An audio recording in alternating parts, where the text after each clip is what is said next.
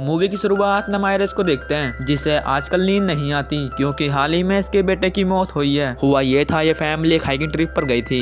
लापरवाही की वजह से इनके बच्चे की मौत हो गई और यही बात आयरिस को खाई जा रही है। इसके अंदर एक लगातार जंग चल रही है और उस लड़ाई का अंत नहीं हो पा रहा। इस बेचैनी से छुटकारा पाने के लिए उसे बस एक ही रास्ता दिखाई दे रहा था, जहाँ पर मेरे बेटे की मौत हुई। मेरी गलती की वजह से मुझे वहीं पर जाकर मर जाना चाहिए, तभी ये बेचैनी खत्म होगी। कई दिनों से ये ख्याल मन में चल रहा था और हिम्मत करके ये रास्ता आयरिस ने चुन लिया। वो सुबह बिना आवाज किए वहाँ से उठी, फिर उसके बेटे का फेवरेट टॉय लिया, फिर फोन को घर पर छोड़कर ड्राइव करके वो उसी पार्क में पहुँच गई जहाँ पर वो दुर्घटना हुई थी। आयरिस ने उसका फोटो वहीं पर लगा रखा था। टॉय को फोटो के पास रखकर चाकू से पेड़ पर उसके नाम का एम गोदने लगी। इसकी भी अपनी इम्पोर्टेंस है। कुछ दिन आयरिस का हस्बैंड पेड़ पर इन तीनों के नाम के पहले अक्षर को गोद रहा था और इसका बेटा ढूंढ रहा था लकड़ी। आयरिस को बोला था, वो कहता मैं 1 मिनट के अंदर लकड़ी जमा कर दूंगा।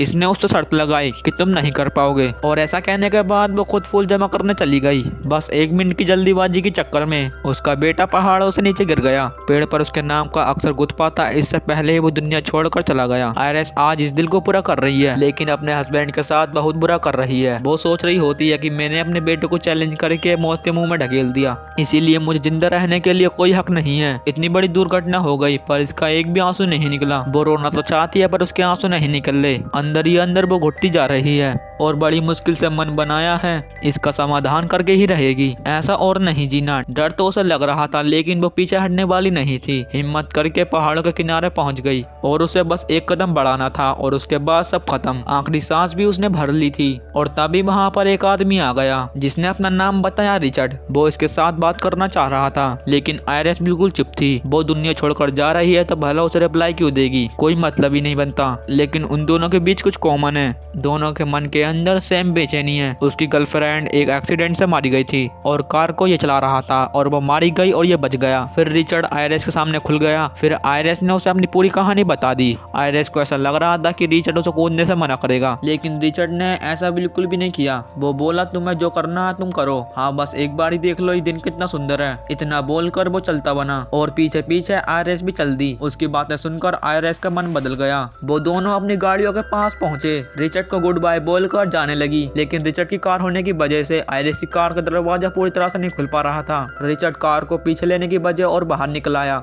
वो भी अपने हाथ में छाता लेकर, जो कि थोड़ी देर पहले बोल रहा था कि दिन कितना सुंदर है। फिर छाता लेकर ये बाहर क्यों निकला? वो छाता नहीं, वो एक स्टैंड डिवाइस है और ये आदमी संकिंग वाली एक्टिंग बहुत खतरनाक करता है। जब आयरिस को होश आया तो रिचर्ड की कार में अपने आप को पाया। हाथ पैर उसके बंधे हुए थे। रिचर्ड उसे कहीं पर लेकर जा रहा था। जब आयरिस को होश आया तो अपनी बॉस से पुलिस को कॉल लगाने की कोशिश कर रही थी, लेकिन वो ऐसा कर नहीं पाई क्योंकि ना तो वहाँ पर सिग्नल थे और ना ही तो आसपास कोई फोन था। रिचर्ड उसे आराम से देख रहा था। वो पहले से जानता था कि आयरिस ऐसा ट्राई करेगी। उसने चुपचाप उसके बेटे का टॉय उसके सामने रख दिया। वैसे तो वो सब कुछ जानता था, बस एक चीज से वो बेखबर था। आयरिस के पास एक चाकू भी है। उसने बड़ी शांति से चाकू निकाला और रिचर्ड के साथ वो बातें बनाने लगी ताकि जिप टाइप को काटते वक्त थोड़ी बहुत जो आवाजें होंगी वो रिचर्ड सुन ना पाए। रिचर्ड भी बातों में बह गया। मेरा जंगल के अंदर कैबिन है, मैं तुम्हें वहीं पर लेके जा रहा हूँ। रिचर्ड अपना प्लान रिवील कर रहा था। उसी बीच आयरिस ने अपने हाथ फ्री करके उस पर अटैक कर दिया, जिसकी वजह से गाड़ी सीधे जाकर पेड़ में लगी। अब जिस हिसाब से गाड़ी टकराई, आयरिस को भारी चोटें आनी चाहिए थी, लेकिन उसे कुछ भी नहीं हुआ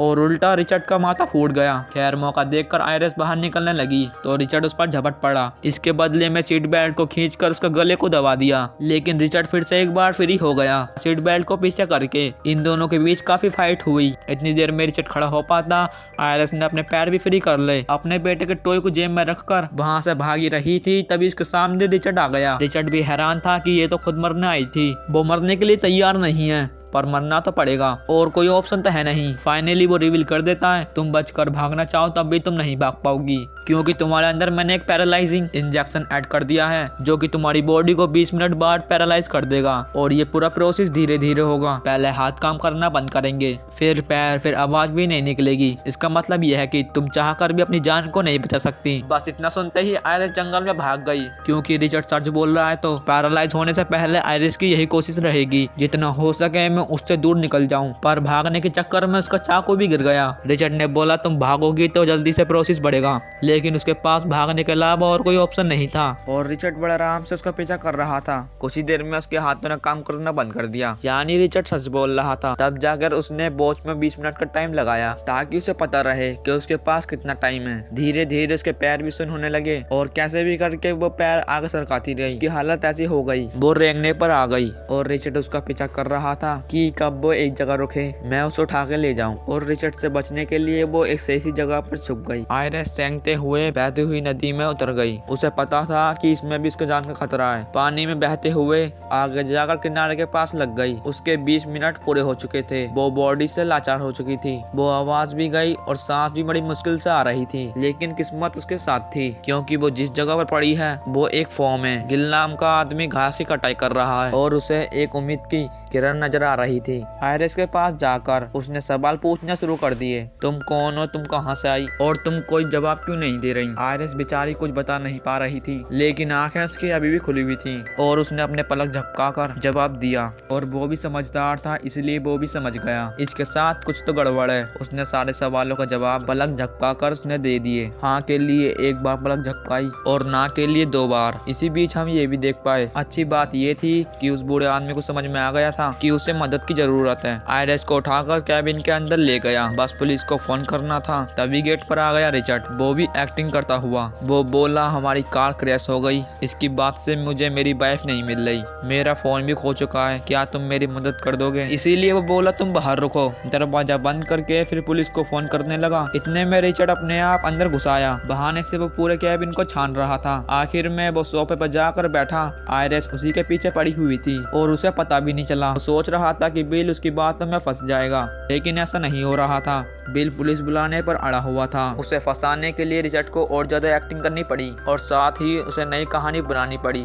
फिर उसने बताया अपना नाम एंड्रो, मेरी वाइफ को मेंटल प्रॉब्लम है, इसीलिए मैं नहीं चाहता पुलिस को बुलाया जाए। अगर पुलिस आई तो मेरी वाइफ को मुझसे दूर ले जाएगी। बिल को पूरी तरह विश्वास में लेने के लिए कभी कभार मेरी वाइफ यानी हिलना डुलना और बोलना बंद कर देती है। ये सुनकर बिल उससे पूछता है उसका नाम क्या है। रिचर्ड कहता है क्लोई। ये कहानी सुनने के बाद बिल ने रिचर्ड पर भरोसा कर लिया। तभी उसका फोन बजने लगा। तभी बिल समझ गया यह आदमी भरोसा करने के लायक नहीं है। अभी इसने बोला था कि मेरा फोन खो चुका है। बिल उसे कुछ भी नहीं बताता और वो कहता है जल्दी जाकर अपनी वाइफ को ढूंढो, इससे पहले कि वो जंगल में खो जाए। अब रिचर्ड समझ गया था कि ये कुछ छुपा रहा है। अब रिचर्ड भी अपनी असलियत पर आ गया। उसने धमका कर बिल के मुंह से सच्चाई निकलवा ली। उसे ऐसा लग रहा था बिल डरा नहीं और उसने झूठ बोल दिया कि लड़की बाहर पड़ी है। जैसे ही रिचर्ड बाहर जाने के लिए तैयार हुआ और मौका देखकर बिल ने रिचर्ड के ऊपर हमला कर दिया। इतने में रिचर्ड संभल पाता। बिल ने पुलिस को फोन कर सब कुछ बता दिया। फिर इन दोनों के बीच काफी लड़ाई हुई। बिल रिचर्ड के ऊपर भारी पड़ रहा था। रिचर्ड को चाकू मिलते ही बिल को ठिकाने लगा दिया, लेकिन काम अभी पूरा नहीं हुआ था। रिचर्ड ने साइड में जाकर देखा तो आयरिस उसे मिली नहीं,